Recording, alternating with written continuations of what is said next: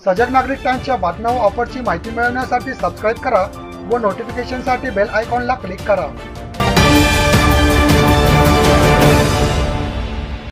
सजग नागरिक टाइम्स मध्ये आपले स्वागत आहे। पुणे शहरात दारू, जुगार, मटका, सोरठ, ऑनलाईन लॉटरी बुकिंग अशा विविध धंद्यांची सुळसुळाट। बेबीवाडी पोलीस स्टेशनच्या हाकेच्या अंतरावरच असे अनेक धंदे सुरू असल्याची तक्रार सामाजिक कार्यकर्ते विकास कुचेकर यांनी केली होती। यावर काहीच कारवाई झाली नसल्याने कुचेकर यांनी पोलीस उपायुक्त डॉक्टर प्रवीण मुंडे यांना सांगितले। प्रवीण मुंडे यांनी म्हटले होते की 7 दिवसाच्या आत कारवाई करू, पण आजतागायत काहीच कारवाई झाली नसल्याने कुचेकर यांनी निराशा व्यक्त केली आहे। बेबीवाडी पोलीस स्टेशनच्या हाकेच्या अंतरावरती दारू, गांजा, जुगार, मटका आणि सोरठ यासारखे मोठ्या अवैध धंदे मोठ्या प्रमाणात चालू आहेत। या ठिकाणी अगदी पोलीस स्टेशन पासून 5 मिनिटाचं पण अंतर लागणार नाही अशा याच्यावरती हे धंदे चालू आहेत आणि पोलीस मात्र याच्याकडे डोळझाकपणा करत आहेत।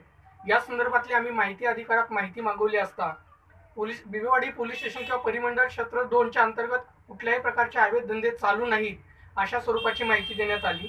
त्याचबरोबर अवैध धंदे चालू नाहीत म्हणून कुणावरती कारवाई आम्ही केलेली नाही असंही पोलिसांनी माहितीमध्ये सांगितलेलं आहे।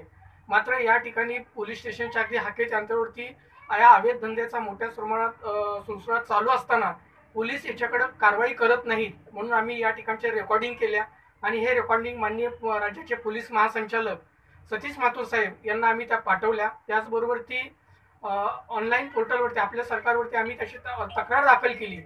तक्रार दाखल झाल्यानंतर DCP परिमंडळ 2चे DCP प्रवीण मुंडे साहेब यांनी आम्हाला त्या ठिकाणी बोलवून घेतलं।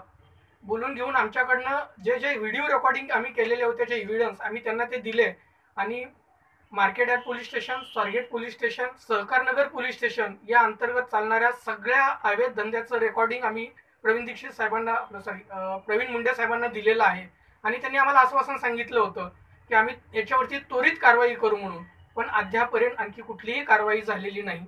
यावरून असं वाटतं की CP मॅडम यांनी पदाची सूत्र हाती घेताना जे सांगितलं होतं की आम्ही शहरामध्ये अवैध धंदे चालू देणार नाही, मात्र हे अवैध धंदे पाहून असं वाटतं की पुण्याच्या पोलिसांनी अवैध धंदे चालक जे आहेत हे सर्व रेकॉर्डवरचे गुन्हेगार आहेत आणि या रेकॉर्डवरच्या गुन्हेगारांचं पुनर्वसन करण्याकरिताच हे अवैध धंदे चालवले जात आहेत की काय। या संदर्भात पोलीस आयुक्त रश्मी शुक्ला काय कारवाई करतील यावर सर्वांचे लक्ष लागून आहे।